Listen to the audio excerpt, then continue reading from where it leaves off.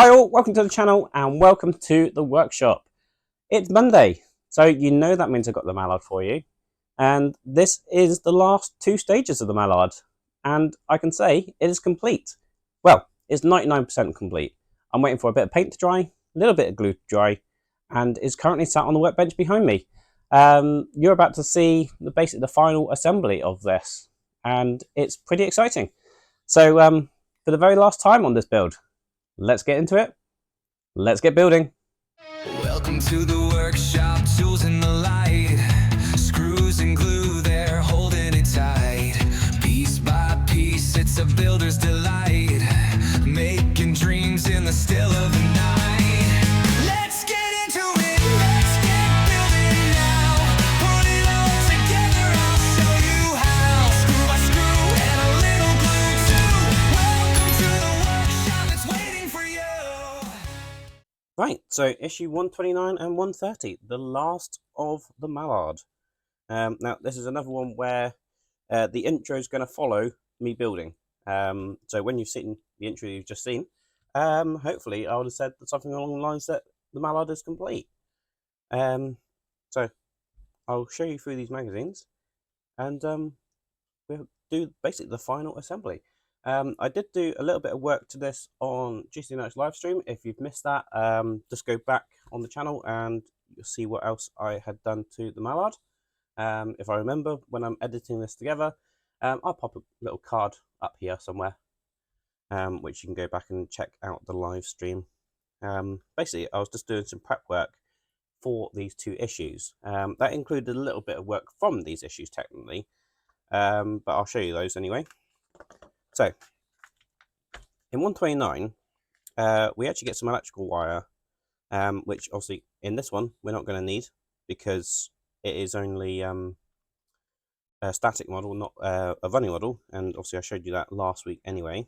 I know I did do a very quick flick through the magazines, so we don't need to do any of that, all that, all that. Let's see what we're doing here. I think that's just putting on the rear crank.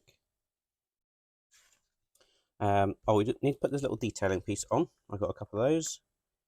Although, to be fair, you're not even going to see that. So instead of making the engine a little bit wider because that body is really tight going on, I'm probably not even going to worry about putting that detail piece on because it's a completely hidden piece when the body goes down. So you've got the bits going on there. Now, you've seen all me putting the couplings on, etc., all the coupling rods on, so I have actually already done that. So there they are looking like that. Now, I seem to have lost the little nut that goes on there, so all I've done is drill out a bit of metal, a little bit of the metal fretwork that we've had all the parts on, and just sort of tacked it on there with a bit of glue. Again, another hidden part that you're not going to see when the body goes down. So pretty much this is done, apart from this little bit here, which we got the couple of washers to put on here. I have set the crank in place. I have filed down this one, but I need to do this one, so I'll show you that in a minute. And we need to put the peg on for the tender, and then that's pretty much our chassis done. Now, I know it said about putting a satin clear coat on. I'm not going to do that. This is in satin black. The wheels have been clear coated, so I'm happy not to do any more clear coat on that. I might still need to do a little bit of touch up with black because this will be visible, but that's about it. So that's that one, and then in 130, which is falling apart. I suppose I actually haven't shown you the rest of the magazine. Classic locomotives, and that's it for that one. And I'm not even sure where the other half of this is. A minute. The workshop is a complete mess at the moment. Trying to get various bits done. And yesterday I was working on the skyline, which you'll probably see in the intro and the outro. It does look complete. It's not, I promise you that. Right, so in this one we've got the mallard badge going on, or nameplate. We've got the other plaques going on as well, and I have prepared those as well. Again, I did that on the live stream, so they're looking like that, and I'm not having to wait for paint to dry today. And then, as you can see, it's basically final assembly. Got a little bit to add to the body before we put it on fully, and then we've got this wire to put in as well. And then, as you can see, it is literally build it all up, and then we'll have that at the end of it. Not sure why I've got 111 there. Oh, I know why. Because of this speedo bit. So I don't know if I did cut that length when I did 111 or not. I really can't remember, but that'll just be in reference to this piece that we need to put in. So let's crack on, shall we? Right, so as I said, we've basically been told to reassemble all the couplings, etc., all the coupling rods. I have done that, as you can see. You've seen me put these on previously, so I didn't really think you needed to see that again. And as you can see, everything is working beautifully.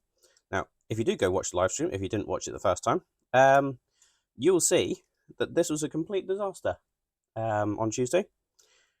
Basically, this all broke apart when I tried running it. So it's one of those things that I'm thinking, good luck if you've got a running model of this. You really do need to add some precision when actually assembling this. But as you can see, everything's running. It's not falling apart. And this is probably the last time ever I run that. But everything is working as you see, which is brilliant news. So I'm going to get the parts for this, and all we need is the little washers really on the sides of here.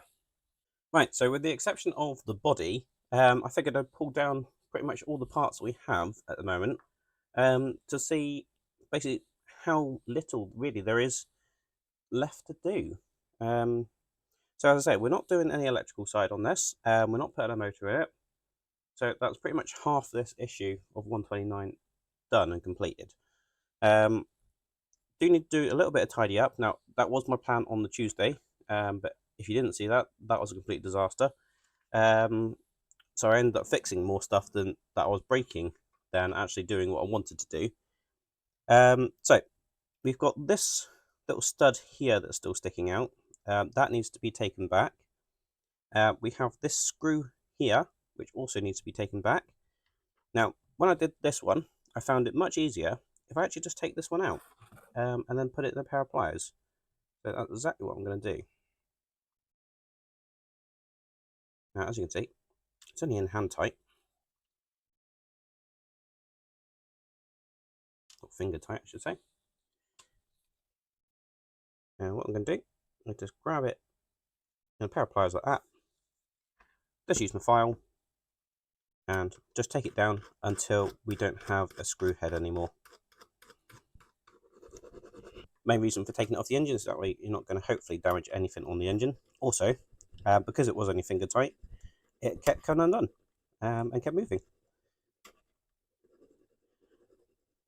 which makes the job about 10 times harder. Now, the diamond file does make short work of that, but it does leave quite a rough surface. So once I've done this, I'm going to go over it with my finer file. So we pretty much lost that screw head now. So I'm just going to switch to my finer file and finish it off. So we now have something that looks like that. And again, what I can do, I can just finger tighten this into place. Now I could put a little bit of glue on the back of this so that when it screws in, it'll stay in. And you'd probably want to do that if you had this as a running model.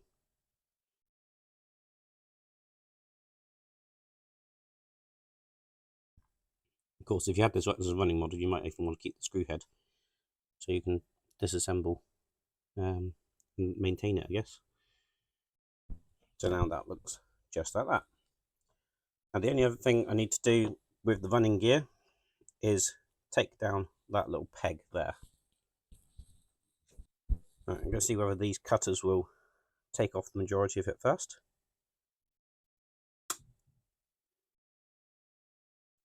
Because they're shaped or angled, I can't get too close with the cutter, so I'm going to have to gently file this. Obviously, I don't want to get the wheel or the painted parts are there, although I obviously can touch those up. So, just going to file this down, and obviously, I don't want to lean the engine over too much because we've got all this side detail.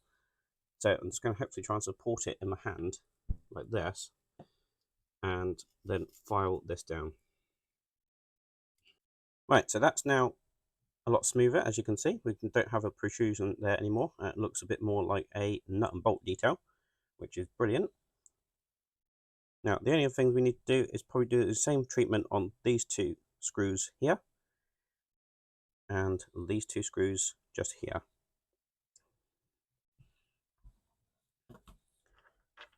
And it's primarily just to get rid of the screw heads, so they ideally don't look like screw heads anymore. Because I don't know about you, I don't think the Mallard was held together with very large flathead flathead screws.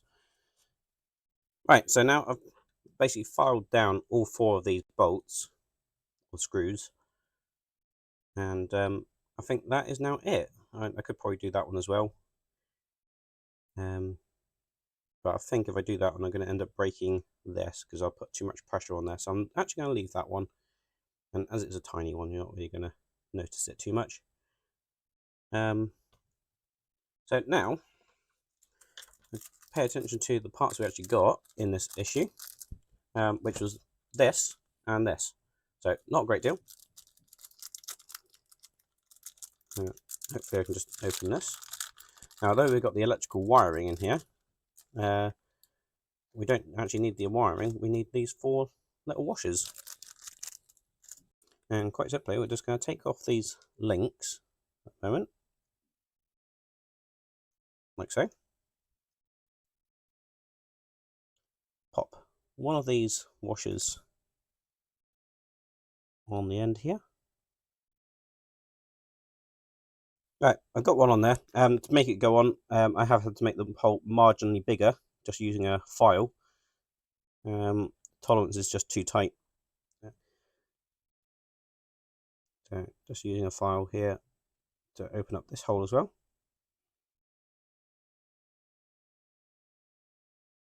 Right, so we've got that one prepared.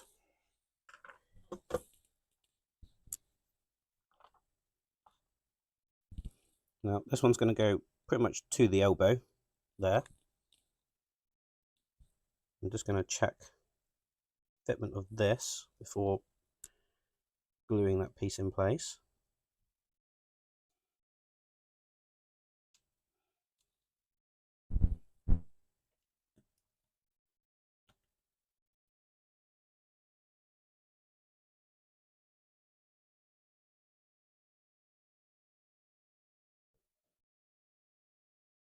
So if that's going to position that, I think that's going to need to come out to there.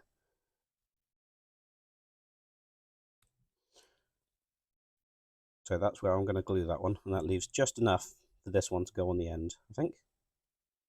So I just move that to one side a second. And then a little bit of super glue on the wire. And we just touch the back of it. And that will hopefully be enough just to hold that in place. Obviously we don't want to glue this mechanism.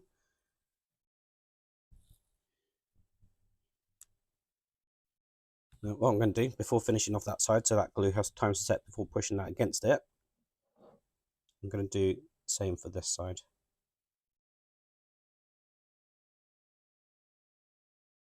So that little washer going on there.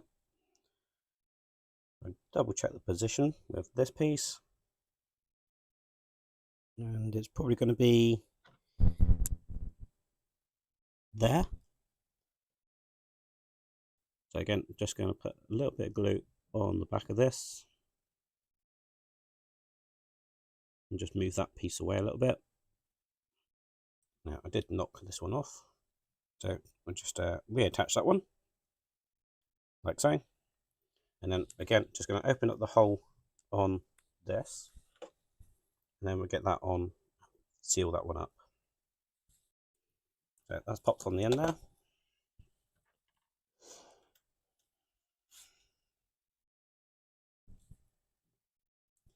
And we'll glue the end of that one. I did just notice that was a little bit too far forward, so I definitely don't want that moving now. So that's now properly in place, like so. This one I think is glued, not moving, which is great. And then we just got this last little washer to go on. Right, so with those in, we're now going to turn our attention to the rear of the chassis. And we have this. Now, I don't know why, but it doesn't say about painting this. I painted it black, just because I think it should be. But the instructions basically showed leaving it bare metal colour.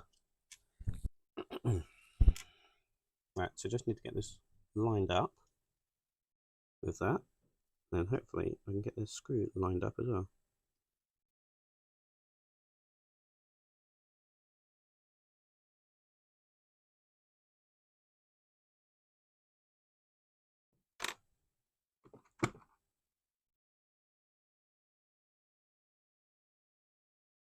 And we get that screwed in. Just like that. Now, I'm not doing it too tight, and it shouldn't make much difference that it wiggles or not, because as I say, not a running model, so not really expecting it to twist and bend and move, etc. Now, the only thing left to do, if you're building this as a running model, is basically oil everything and clean up the wheels, make sure obviously the contacts, etc. are all working. So for me, that's all there is to do in issue 129. So issue 130, we got the nameplate. Now, if you didn't see the live stream, the way you achieve this effect, basically just sprayed it black and then sanded off the top section of this, giving us the brass and black look. I have clear coated it as well, as you can probably just tell, so it's all glossy and shiny.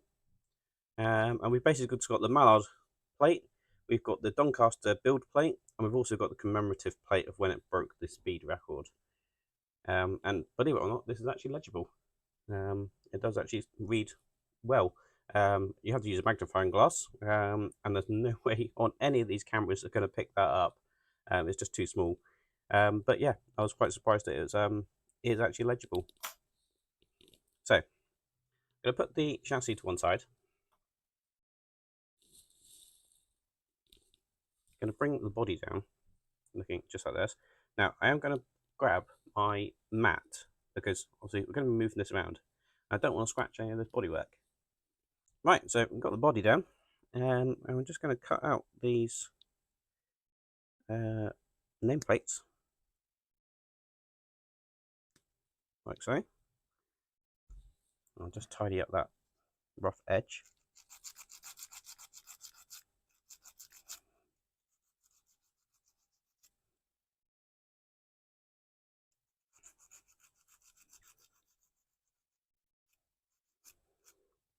So that's one nameplate, and it's going to pop just here. Now on this one is actually quite simple, because we've got that pipe to help us position it. Out on the other side is going to be a little bit more difficult. Now I think I'm just going to grab a cloth, just so I can tip the engine up on its side a little bit, so it's more facing me. Now it says about using a 2-part epoxy to put this in place, which is going to be about there. I'm actually going to use something different. If you're doing the Pac-Man build, we got these to secure the chrome trim. I didn't use it, I used canopy glue. So I'm going to use a little bit of adhesive strip. The reason I'm going to do that is because I don't want to use super glue, because it'll probably squeeze out and make a mess of the bodywork. Same reason for epoxy, that I don't want to use that. Whereas this, I can put on the back of the nameplate and hopefully, using a pair of tweezers, try and actually get it positioned. Now, it's a little bit longer than it should be. Or than it needs to be, I should say.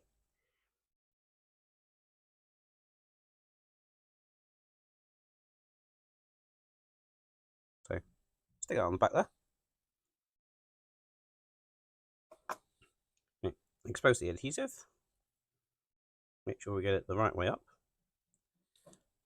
Grab my tweezers. And then I believe it's going to go about here.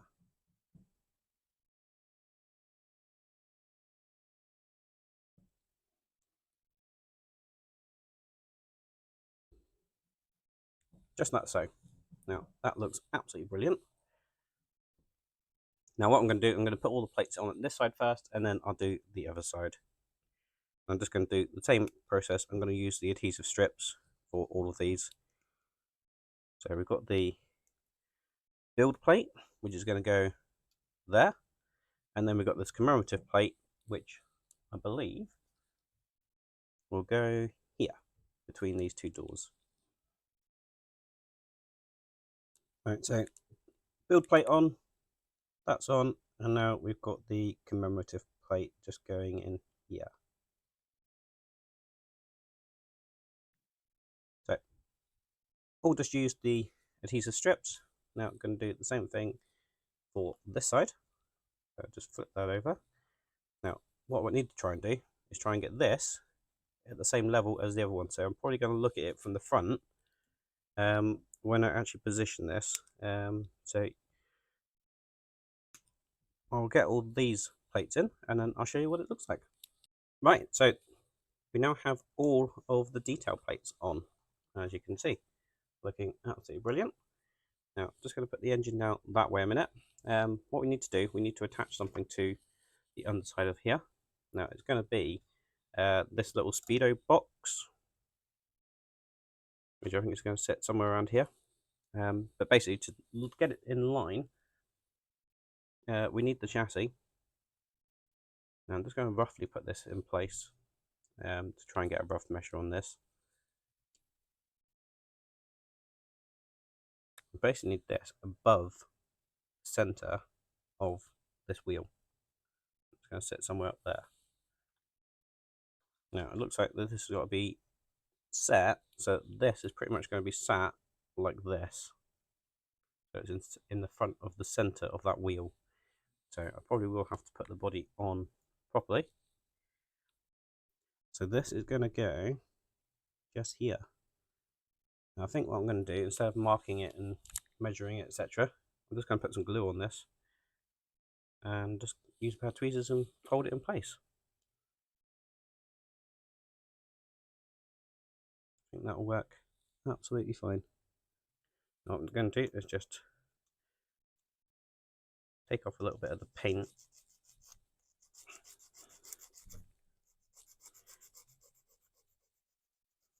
And give the super glue the best chance possible to hold this in place nicely.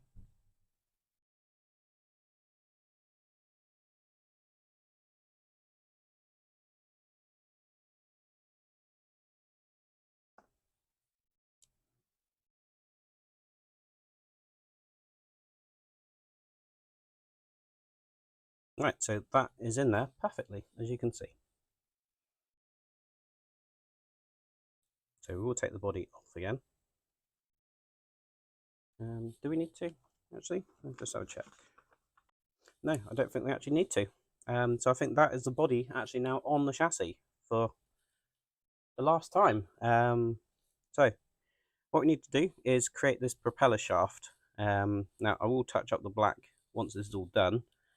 And any other bits and pieces I will touch up as I need to. I don't know if you noticed, but I have touched in the red centers of the wheels, so coloured in the black screws now. I do need to put a little bit of gloss over the top of those, just to make sure they all blend in nicely. Same with these ones. but that's pretty much it. Also, we still have the rear pony truck to go in. I don't know if I should have put that in first. Probably should have done. Mainly because I think the screw comes in from the other side, so yes, I should have done that first. So I will take this off again. Gently take that off. Obviously, don't put that down on its bottom now, because you'll break that off. And we'll get the pony truck in, which is just here. Right, and just to go on about it for the last time for this build, how important it is to leave things in sprues when you're not using them.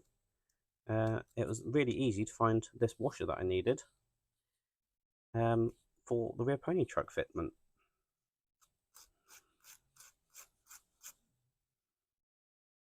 Just get that cleaned up. Now, we are referencing 116 to assemble this. We had this spring in issue 110. Again, it stayed in the packet and I labelled it, so it wouldn't get lost.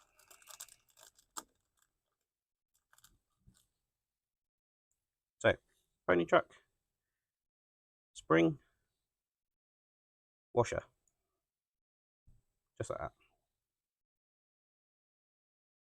And then, if you remember, I've shaped and filed this to make sure it fits properly, because I think these weren't brilliantly shaped and a little bit bent, if you ask me.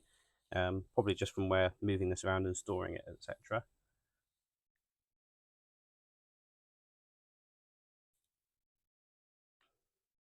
Now, I believe it goes this way around, and I think I'm just going to do it from the underside because of that. Just balance that spring there and the washer. Get that up in place there, and then we'll secure it with a screw.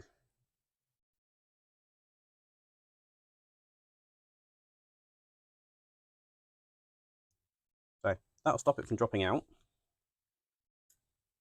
But if you remember, there was a couple other things that we had, which were these little L-shaped pins that we created. Now, we've got that in place now. Now that's going to make this a little bit more difficult to do this, because I don't think that's going to go in there, so I might have to do it from the other side.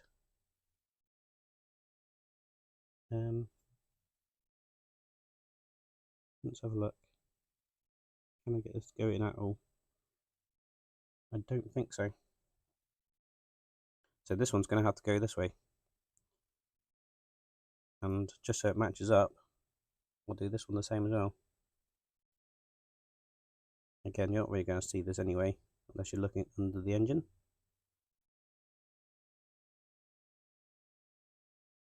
Right, so what I'm going to do, I'm just going to position those probably like that, and then I'll glue them in place.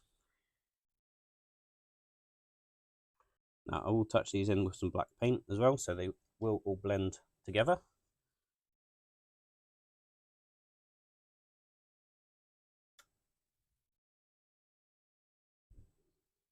Obviously, we don't want these coming out. Obviously, the wheels won't fall off if these did ever fall out, because we've got that screw in place. But if we can get these pins secured and in place properly, then all the better. So they're now glued in. And now we can fit the body onto the chassis. And this will be the last time that we do that. We need to screw this in place. Now, this is going to be tricky. Obviously, we've got brass screws, so they're not going to be magnetic. But we've got two of the brass screws going in here. And then we have two self-tapping screws, if you remember, to go in the back here that go up into the cab. So I'm going to try and get those ones in first. Right, I actually had these screws the wrong way around. These are the self-tappers and these are the brass ones. So they are now in, and that chassis is now fully attached. Just going to put the front bogie back on.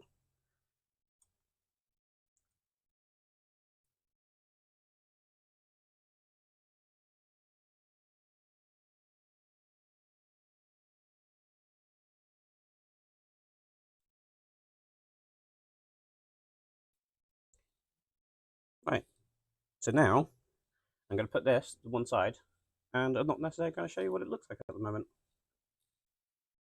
Right, so we're going to move on to finishing the tender. So as I said, I haven't put the coal in yet. That'll be one of the last things I do. But the first thing we're going to do for finishing this off is take our coupling. We have a spring and this little clip, little split pin. So we need both of those. And quite simply, what we're going to do, put this through here, like so. Going to put our spring on there, like so. And then this little split pin is going to go through one of the holes, or the last hole in here.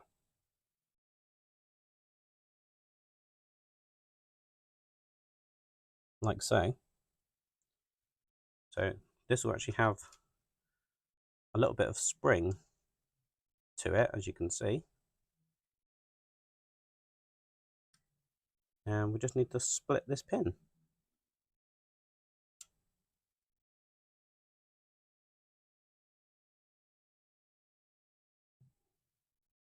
So I'm just going to do that because, as I say, it's not a running model, but that's just going to be enough to hold that in place. So that's that. Now we might need to remove something from here. I think it's this bar here to allow for that piece. So if I just put that to one side, just going to get my cutters.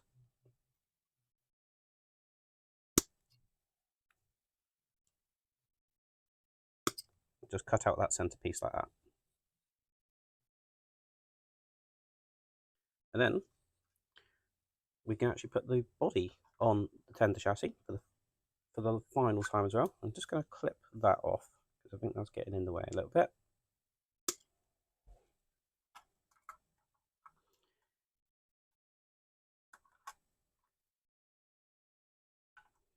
Making sure everything lines up. We've cleared that coupling there, and that is what that is looking like. Now we have two screws that are going to secure that together, and I have them here. Right, so with those two screws now in and done up, that's our chassis and tender body attached. Looking absolutely brilliant. Right, now if you remember a while back, we had an option about this screen and whether we put a bit of detail on here or not. Now, I didn't put the detail on there, so I am going to potentially fit this screen. Now, we need to cut it to a certain size, which is 23 by 60, and then basically fit this rivet piece on top.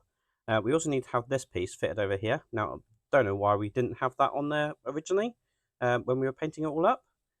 That made no difference as far as I can tell. So we actually need to glue that on there and then paint it, which I find a little bit annoying.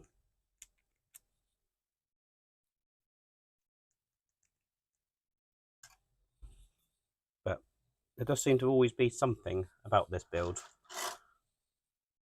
So this is just actually a flat piece, and at the minute I don't think it would even matter if it was missing. But I will put it in as per the instructions. Right, so that strip is just going to go like that over the top of there. Again, still don't know why we couldn't fitted it earlier. Just going to help the curve a little bit with my thumb. Try and get it to be pre-shaped sort of thing. Right, so I think that's a pretty good shape. So I'll just add a little bit of glue.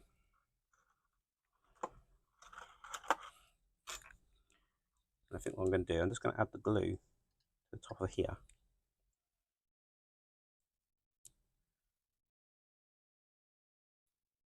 And then hopefully try and get this centered over the top of that. do have that piece in there, like so. Now, I'll cut this screen down, and I say it's 23 by 60 that we need to cut it. And I'm just going to use simple ruler and create a box in here, that way hopefully I know it's straight and square. Right, so I've got that piece cut down, and that's going to sit just there with this rivet detail on top. Now that rivet detail needs painting. Now, I was umming whether I wanted this screen on or not, as I think I mentioned when we first got the bits for it. If you don't have that screen fitted, you're meant to fit this to there. Now, it doesn't look like anything's missing from there at the minute, unless you really know, and you are a rivet counter. So what I'm thinking at the minute is maybe if I glued that onto that screen, whether I could potentially make this removable. Now, I don't know how I'd actually attach it to there, making it removable. Maybe something that will go under this little lip. I could probably add another bracket or something here that would sort of slot under there. So what I'm going to do at the minute, I might do that at some point, and I don't think it's going to be for today's video. It might not even appear on a video. I don't know whether I'll ever do this or not. But at the minute, I'm leaving that rivet detail off, as I said, with the option of potentially putting this on there. So I'm going to leave that to one side, but I can show you, see exactly which option you got if you are doing this. So if you're not going to put this on, put this longer strip on from 120. If you are using this, that will go on. This will go on top, and it all gets glued together, and obviously glued to the tender. Or you could do my option, which is leave it like that, and as I say, potentially I'll glue that to there, shape it, and maybe put something in there that will just hook over the little lip that's there.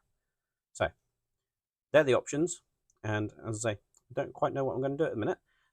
While we had the tender upside down, one thing I did forget to do, which was this. Now this is the little link bar, and we need to put this in here. Now it goes between a couple of pieces of metal, if you remember rightly. I'm just got to try and find that slot and line up the hole with the screw, or with the screw hole I should say, and then hopefully with a pair of tweezers I'll be able to get this screw to go in. Right, it's in, but is it lined up?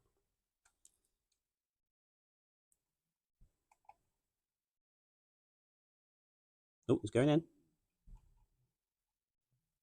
Right, that's in. Now, I do believe with that in there, that was the final thing to do. Obviously, I need to paint this up, and I need to fill this with coal. So, I'm going to get that done, and then there'll probably be a little bit of a showcase for you. Thank you very much for watching. I do hope you enjoyed that video. If you did, please remember to hit the like button below and give us a massive thumbs up. So that is the mallard complete. She looks absolutely beautiful. That running gear, as you can see, is working beautifully.